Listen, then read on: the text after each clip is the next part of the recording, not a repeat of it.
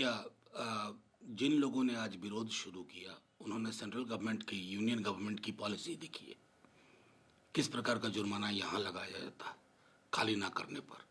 ऐसा थोड़ी होगा कि बिहार में आप जो चाहें वो कर लें और केंद्र के इसी मामलों पर जो उनकी नीति है उस पर चुप्पी साधे रहें।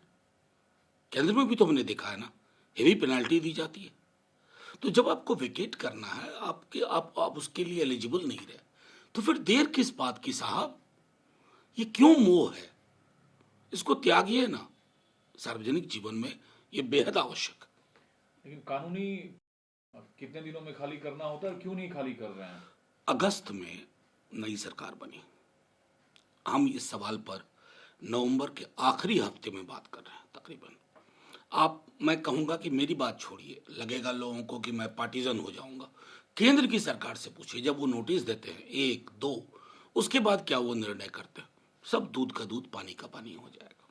सर, एक सवाल की जरूरत है, पीएम मोदी जैसे नेता की जरूरत है और हमें लव जिहाद के खिलाफ नागरिक संहिता कानून लाने की जरूरत है, तभी हम आफ्ताब जैसे लोगों को रोक पाएंगे। नागरिक संहिता में लव जिहाद कहाँ से? मतलब कहाँ की बात कर रहे हैं ये? मतलब पोस्ट ट्रुथ की भी इंतहा कर दी इन्होंने। कुछ भी सोच लिए, कुछ भी बोल दिए। प्रधानमंत्री मोदी जी के रहते हुए इस देश में क्या क्या हुआ हम नहीं जानते। गलवान कब हुआ साहब? हेमंतो जी, जिनसे बहुत गलबैयां अभी हुई हैं, लाल आंखों के बदले क्या हुआ हम सब ने देखा है। और आप मर्यादा पुरुषोत्तम को इस बहस में ला रहे हैं। चुनाव मर्यादा पुरुषोत्तम लड़ रहे हैं क्या हेमंतो जी? चुनाव आप लड़ रहे हैं, आपकी पार्टी लड़ रही है। अपने मुद्दों पर बात करिए। धर्म व्यक्तिगत आस्था का सवाल है, और जिस किसी देश में धर्म को व्यक्तिगत आस्था से निकाल करके सार्वजनिक उसका प्रदर्शन करने की जरूरत हुई है, तो दो चीजें साफ होती है। आपके पास अपना कहने को कुछ नहीं है, नंबर वन। नंबर दो, आप इस देश के लोकतंत्र के मिजाज को नहीं जानते हैं। चंद तालियां बजवाने के लिए अब कुछ भी बोल जाए, तोड़ मरोड़ दें किसी भी चीज को। आफताब ने जो घिनौनी, विभत्सकारी, दुर्दांतकारी हरकत की है, उसके लिए उसको सजा मिलनी चाहिए। लेकिन उसको धर्म के चश्मे से देखिएगा। फिर बाकी का कि कल कोई मनोज ये करता है, क्या करिएगा? कहेगा कि हिंदू ऐसे होता है। कहां से कहां बहस ले जा रहे हैं साहब। और मैं तो आपको जानता हूं, 14 से पहले भी जानता था। ये क्या हो रहा है? सर, एक बहुत नरेंद्र के रिकॉर्ड को तोड़ दे और यह चुनाव अगले 5 साल के लिए नहीं बल्कि तय करेगा कि गुजरात 25 साल बाद कैसा दिखेगा। देखिए, हम तो गुजरात को बापू का गुजरात देखना चाहते हैं, महात्मा गांधी का गुजरात, नरसिंह मेहता का गुजरात, वैष्णव जन तो तैने कहिए पीर पढ़ाई जाने रे। इसके अलावा हम किसी गुजरात को नहीं जानते। कई सारी चीजें हैं जो विसंगतियां, जो दर्द, जो जख्म है, गुजरात उनको भरेगा तभी जब गांधी के गुजरात की, सरदार के गुजरात की परिकल्पना साकार होगी। मूर्ति बनाने देने से बात नहीं होती है। सरदार ने विभाजनकारी तत्वों के बारे में क्या कहा था?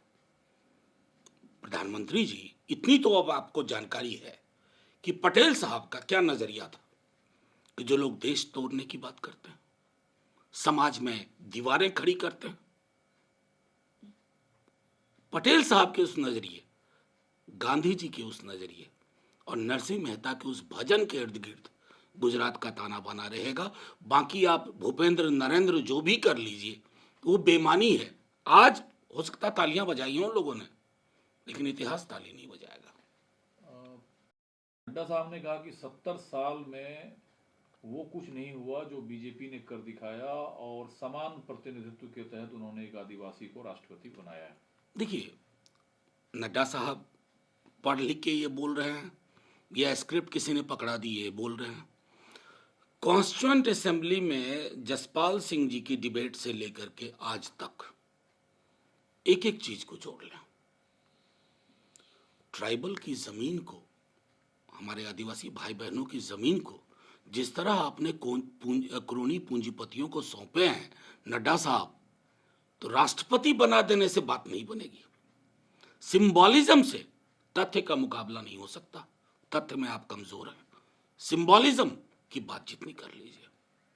2024 का चुनाव के निरस्तीकरण को लेकर जो मांग किसान ने सामने रखे थे वो अब तक सरकार ने, प्रधानमंत्री ने पूरा नहीं किया। नहीं, वो तो पूरा नहीं ही किया, वो तो ऐतिहासिक सच है।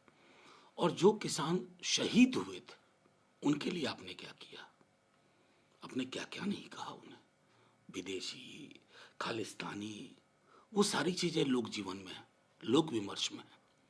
गले के नीचे नहीं उतरता है कि किस प्रकार की टिप्पणियां की गई थी। अभी भी वक्त है, मैं तो आग्रह करूंगा, उन शहीदों का सम्मान करिए। वो अपनी मिल्कियत के लिए नहीं लड़ रहे थे, चुनाव के लिए नहीं लड़ रहे थे, वो एक संदेश देना चाहते थे। वो कामयाब हुए, आपको वापस लेना पड़ा, लेकिन फिर भी आपके अंदर की हठधर्मिता खत्म नहीं हो रही है। भाजपा नेता ने आरोप लगाया है कि गुजरात कांग्रेस पार्टी को बचा सकती है, तो ये हिंदुओं को गाली देने जैसा है। कौन कह रहा है पता नहीं, और किसने वो टिप्पणी की मुझे पता नहीं, लेकिन मुझे पता है मेरे देश में जब चुनाव होता है तो बेरोजगारी का सवाल नहीं होता है, स्वास्थ्य का सवाल नहीं होता है, शिक्षा का सवाल नहीं होता है, सामाजिक सौहार्द का सवाल नहीं होता है। फलाने राज्य का मुख्यमंत्री आकर के आफताब के कुकृत्य पर वोट मांगता है। ये है चुनाव। 52 में जब हमने पहला चुनाव किया था तो क्या ये संकल्पना थी? शर्म आनी चाहिए तमाम उन लोगों को जो इस प्रकार की टिप्पणियां करते हैं और चाहते हैं कि चुनाव मौलिक मुद्दों पे ना हो, एवरीडे लाइफ के इश्यूज पे ना हो। एक इम्पोर्टेंट बात मोहन भागवत जी ने कही है कि जब भी देते हैं, हाँ मैं ये कहता हूँ कि मोदी जी स्वयंसेवक थे, प्रचारक भी थे।